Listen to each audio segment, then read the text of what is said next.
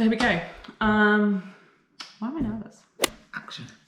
Be like, it's not a script. This is unscripted. It's a full auto cue. Not scripted. Action, take 5. We haven't even started yet. So hi, welcome to my channel. Yeah, let's crack on really. So a little intro. I'm Eloise, I'm a professional triathlete. I'm half French, half English. And yeah, I wanted to start this YouTube channel to not only, I guess, be transparent and give you a little insight into my days, but also give back to people, because I feel, especially as an athlete and especially as part of my journey, is no one really filled in the gaps for me.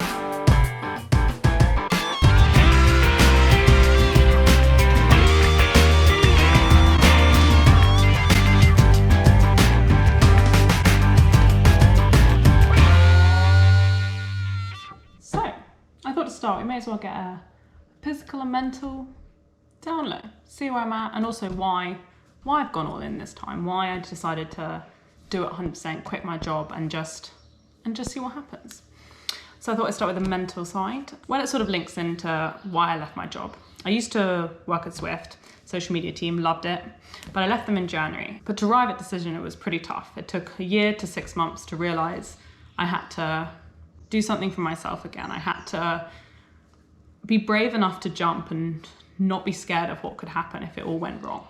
Working at Zwift, I was lucky enough to meet some incredible people, interview some inspirational athletes, be a part of their journey as well to realizing their goals. But every single time I looked on at them, I was not only in awe and excited for their journey, but I also couldn't help feeling what that could be me. And every time I interviewed them, what they'd say would just hit nerves, and that's exactly how I felt. Not only that, but often I'd find myself looking out the window thinking, what if? And after talking to quite a few people, I realized that the best thing for me I could do was jump and be okay with the result that occurred. But of course I didn't just wake up and realize, okay, today I have the balls to jump, right? No, it was part of more getting confidence within me and understanding that it's okay to take a risk and it's okay to put yourself in the line, put yourself on the line. And that came with learning to feel deserving. Throughout my sporting life, even when I played in lacrosse back as a teenager and when I used to run, I never felt like I deserved anything, but I just never felt like I could stand in the light. And that also sort of haunted me into my triathlon career, into sort of the starting of when I first turned pro in 2018. Actually, I lie, I first turned pro in 2015, but then I was struck with injury and I still felt like I shouldn't have been there, that I got lucky. And I guess that deserving mentality comes back to actually when I was watching Wimbledon in 2019. I was watching the first round and just in awe of these players, their tenacity, their technique, how far they'd come to be at this point. And okay, I might not have known many of their names, but I never looked at them as if they were failures. I never looked at them as if, these average pros are going to go out in the first round. No, I looked on them in awe. And I guess that was a big realization for me, that why was I letting myself feel, why was I letting myself feel that people were judging me because I wasn't winning all these races again, or I wasn't at the top of the pro ranks from day one? Actually, no. Most people are sort of happy for you. Most people are looking onto you as these first round players. And from age groupers to elite, we've all been that first round player. We've all had to go through the rounds to get somewhere. Whether you're now world champion or whether you're just starting triathlon, we've gone through that process of getting knocked out, but also standing into the light and being allowed to play your game. And I guess that's exactly where I'm at now. I just want to play. I want to be able to stand on that start line, feel like I should be there, and just have fun. And the rest will be what it will be. And hopefully over time I will progress. Hopefully I will be able to meet some of the goals that I have in triathlon. And I want to bring you guys along for the ride. There'll be ups, there'll be downs, and hopefully there'll be a few laughs along the way. But first, before I go on to the physical, I'm actually going to go for a run, and I'll see you guys in a few minutes.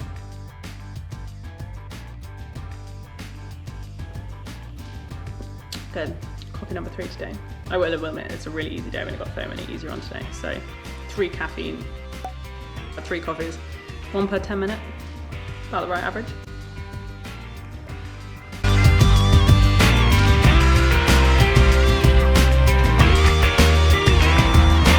It's a nice easy run, just a little 30 minutes.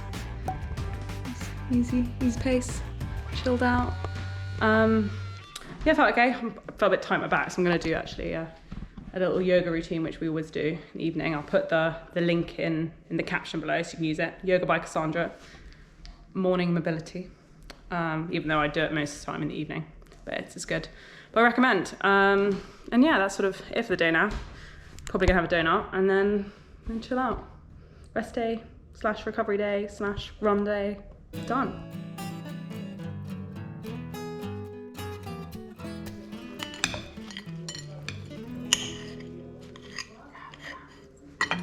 Just appreciate. Oh yeah. How good is that? I haven't tried it yet. I'm a great one. That's very good. It's good. It's like a mix of like salty and caramel. Well, it's like caramel. Yeah, it's because it's pretzel. I love donuts. And disclaimer, not all post-run nutrition is donuts, unfortunately. Sometimes I do the more glamorous, have a protein shake and stuff, but today it was a donut day. So good. I probably shouldn't talk my mouth either. Oh well, my channel. Just had lunch, and before we talked about, I guess, more the mental side and sort of where I'm at there and why I took this step, but I thought we might as well cover the physical side too. Let's understand where I'm at, you know, and sort of be honest with you guys about my starting level, which could be quite interesting. Who knows? So yeah, let's start with swimming. Probably the biggest unknown. Haven't really swum properly since the end of July due to a big bike crash that led to 3 operations on my collarbone because of an infection, and then mixed in with the lockdowns and that rehab. I probably only swam about 10 times between the end of July and the end of the year last year. And then obviously between now and then, there's been another few lockdowns in the UK and I've really struggled with pool access. So hopefully starting swimming very soon. But as I said, I don't know where this will go. I've got a long way back, but got to put the work in and then just see where I'm at. Onto the bike, probably been the most consistent, especially since, I guess, going full time at the beginning of January. I really just been able to put a few more miles in and sort of focus on that top end, but also get that recovery in so I can do a bit more. Not crazy, I'm not a really high volume athlete, but sort of something sort of I enjoy, and it sort of keeps me injury free and also just builds up that aerobic base, especially when I'm not swimming, and especially when my run mileage is still a bit reduced due to, I guess, more of a injury rehab progression. So running.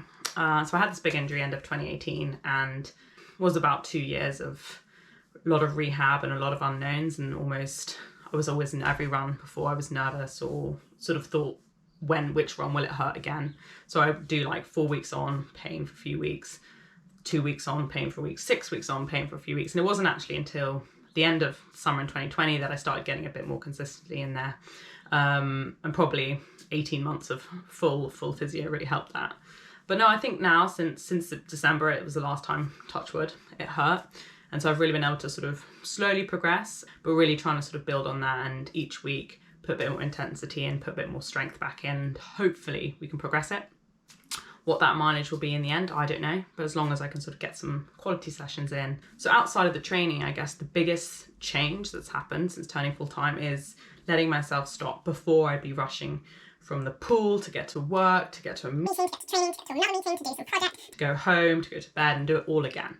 Sleep was terrible. I would always be on that go, sort of really adrenaline, high cortisol. And yeah, it's sustainable for a while, but not to get those performance benefit, not to recover and make sure that you're really, really getting the best out of what you can. So now, if I wake up tired or I feel like I've had a bad night's sleep, I'll push back that session. I'll sit around a bit longer, make sure that I'm always fueled for every session. I don't train fasted anymore. Really impacted my recovery sort of a few days down the line, not that day. And so I'm just giving my body the benefit of the doubt and what it deserves. And that's definitely helped me put in a tiny bit more mileage and just be a bit more consistent. Actually, a lot more consistent, let's not lie. And enjoy it more because I'm not always knackered. So that's it for me today. If you made it this far, thank you, thank you, appreciate it. But yeah, let's bring on the journey and let's have some fun. If you like what you see, make sure to give a big thumbs up. If you want to see more, hit the subscribe button. And yeah, if you have any questions or if you have any video recommendations or just generally want to say hi, please make sure to put it in the comments below and I'll make sure to answer them. So thanks, and yeah, see you next time. Yeah, still there? And I make really weird facial expressions when I talk. I'm like,